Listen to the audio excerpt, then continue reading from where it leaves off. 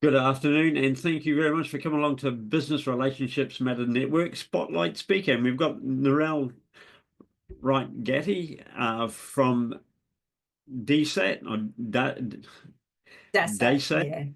yeah. Yeah, DASAT, DASAT. Yeah. Um, it's the Digital Access Solutions and Assistive Technology. And you can understand why Narelle's shortened it. She's talking about as your website and your other digital assets turning clients away, and are you turning people away as well? She lives up in Brisbane, and she has a vision impairment which she gained later in her life, in her 40s.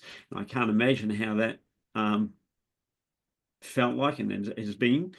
She understands the barriers to increasing digital access from a business perspective and then from a user perspective, which has got a lot of years as a consultant in the digital space. So from that perspective, it's wonderful to have her here. I've heard Narelle speak a few times, and the nuggets that you're going to get from her today are just so valuable. And you'll be surprised how we are all breaking the law or the regulations, depending on how it's spoken. So, Narelle, I'm going to pass it over to you. I'm going to stop sharing my screen. You're welcome to share your screen or not.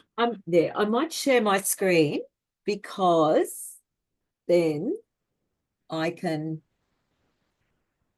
manage. Okay. Then it'll speak to me, which is what I want. Okay. Thank you. So everyone, Ross, can people see it? Sorry. Yes, they can. Good. Okay. So I'm going to have my screen reader going. Yeah. So as Ross said, I have a severe vision impairment, so I only see shapes. Things close up I can see. I use a tool called a screen reader, and the screen reader works slightly differently. It doesn't read what you read. It reads the code in the back end. It's the easiest way to explain it. And what we're talking about today is the Web Content Accessibility Guidelines standards here in Australia. These standards apply worldwide, and it is an important standard that not a lot of people seem to know about. It is in Australia. We have a number. It's maintained by Standards Australia, and it's ASEN 301549:2024. Yes, it was updated November last year, which is really exciting. And it's the standard here in Australia now matches the global standard, which is the Web Content Accessibility Guidelines, and it's version 2.2, finally. And look, many other countries use it. New Zealand, US, all over the place. UK, Europe, actually Europe, their number is EN 301549. We stole the number. We're nothing like being original. Now, this standard actually has a legal backing in Australia. Okay, it's based on the Web Content Accessibility Guidelines, which we'll talk about in a minute. But I want to take you through the legal, because most people don't understand there is a legal framework to this. And what it is, actually, whoops, it's gone too far. It is implemented by Standards Australia. It is backed by the Disability Discrimination Act 1992, implemented by the Human Rights Commission. And even more importantly, Fiona, this is just out. Breaking news last week on Thursday, the Human Rights Commission has released a document, and it's not in this slide because it was only just been put out, called the Guidelines on Equal Access to Digital Platforms and Services, to be read with the Disability Discrimination Act.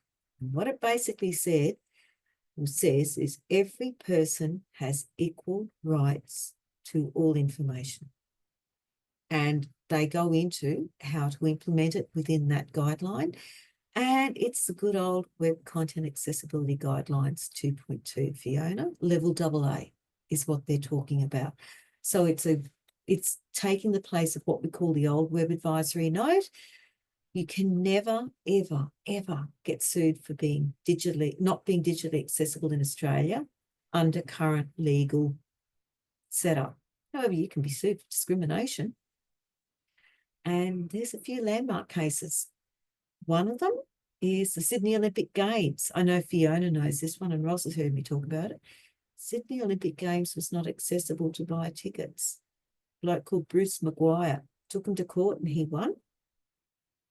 Another one is Coles Online, Human Rights Committee. Coles Online, when initially did the online shopping, it was accessible.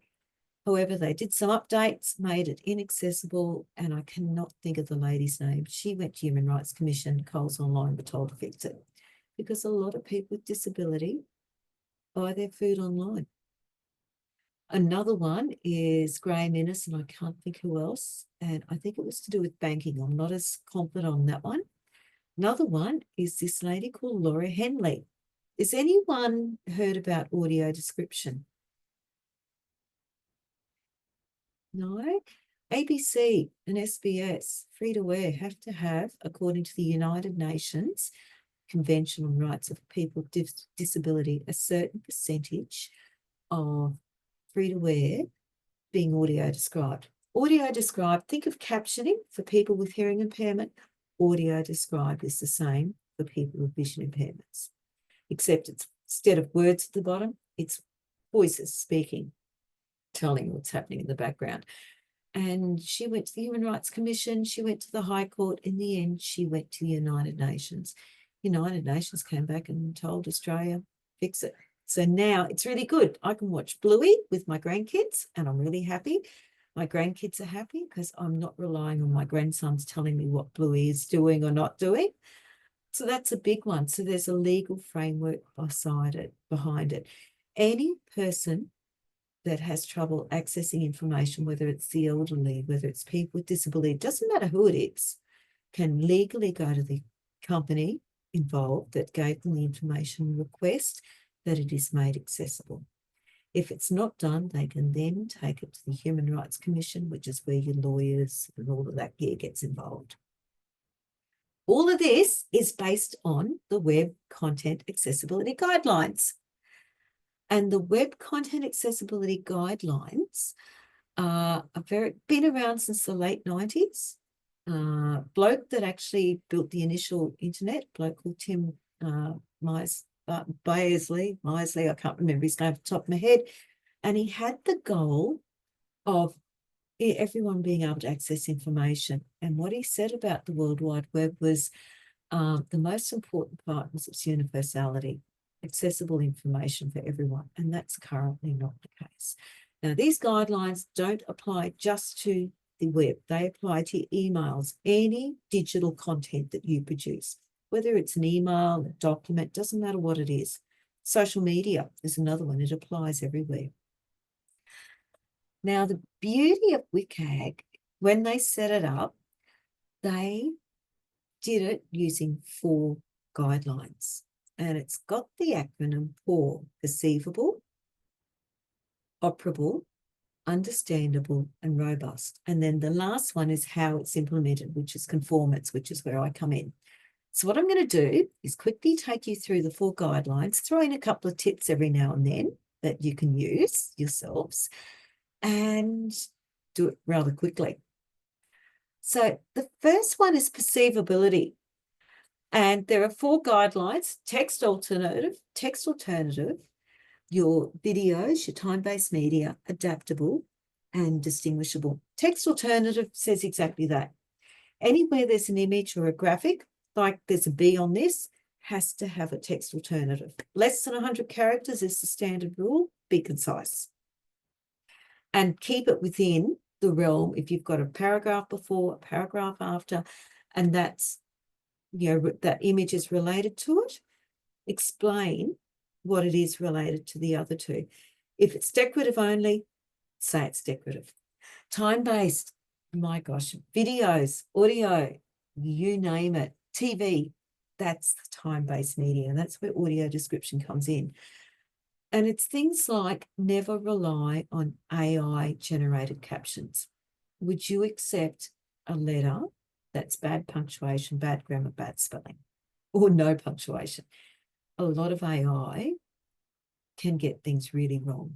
So captioning, really, really important to get the correct message across, because all we're talking about is good communication. That's all we're talking about. You ensuring that the message you want to give people is what they're receiving.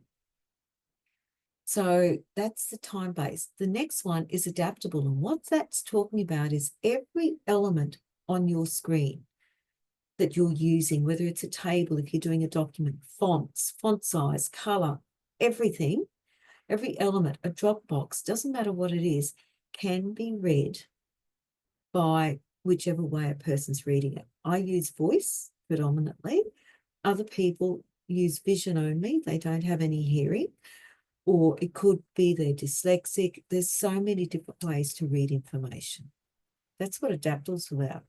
Distinguishable is all about the color. It's all about the font types and the font sizing. It's that you can distinguish the information you're trying to read from everything around it. It's not jammed up together.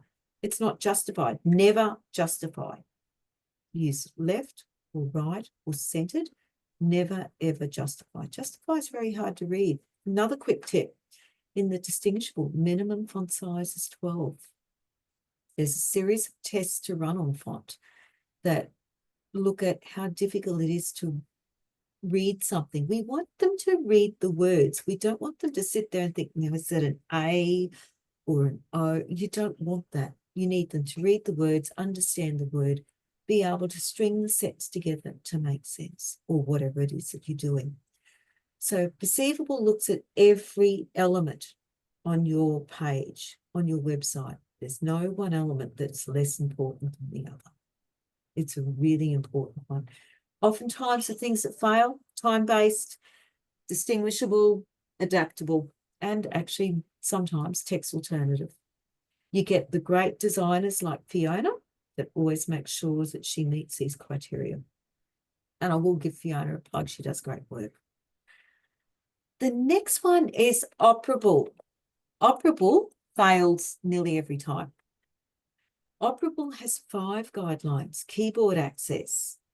Second one is enough time. The third is seizures and physical reactions. The fourth is navigable. And the fifth is input modalities. So let's go through them. Every document, every website must be accessible by keyboard only, by mouse only, and by touch only. A quick test with your website. Don't use the mouse and see if you can use it using keyboard only. If you can't, you've got a problem. Because a lot of people can only use a keyboard. Someone with low muscle tone, someone where the mouse has died, or something, if it's mouse, do a test with mouse. Can you use it with mouse only? Because what happens when your keyboard dies?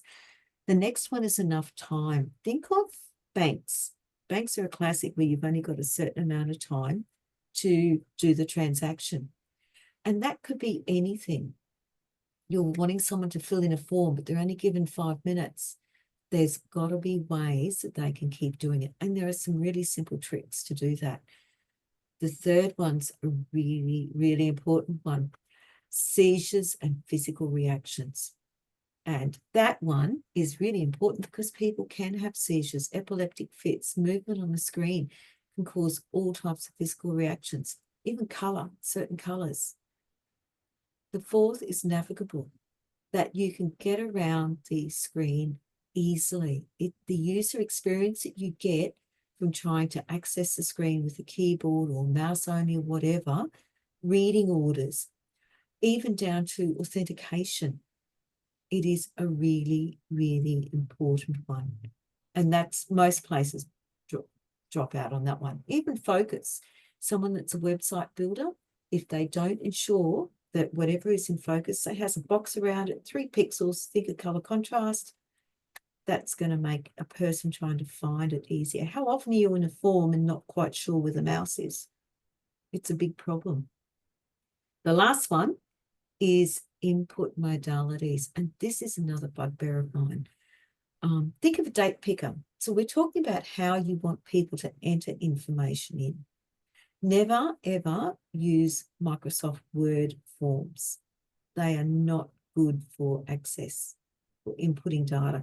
The text boxes move. If you're using assistive technology, and it is a pain in the butt, I won't fill in a form now if it's done in Microsoft Word.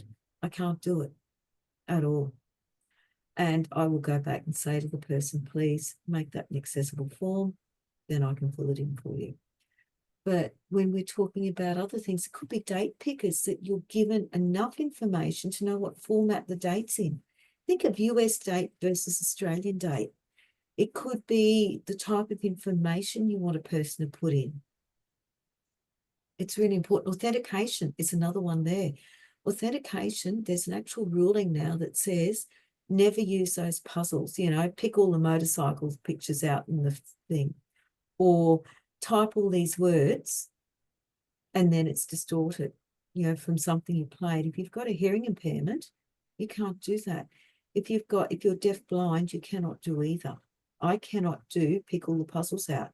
And oftentimes typing the words can be really hard. It's not accessible. And I've got to wait for someone else to come that can do it so I can keep doing what I'm doing.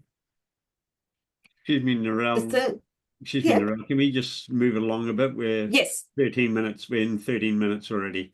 Oh, sorry. Okay, understandable. That's what everyone passes on. Readable, predictable, and errors. That's the easy one. Yeah, error checking. The last one is robust. And robust says there's only one guideline and it's compatibility. Any work you do, you should be able to look at it on a mobile phone, on a tablet, on a computer, and test. That's a simple one. You write a document, test it, and have a look at it on your mobile phone. Can you do it? That's what it is. Conformance is what I do, which is the auditing and ensuring that the rules are met. That's where I come in. I won't go into that one much. But that's what WCAG is. And why it's important, it means people can access your information. Everyone. Tim Berners-Lee, that's his name. The power of the internet is its universality. Everyone can access the information. So if there's any questions, I'll stop sharing when I work it out. There it is. Sorry, Ross, I didn't mean to go over. Any questions? Is there I got a anything question. people want to know?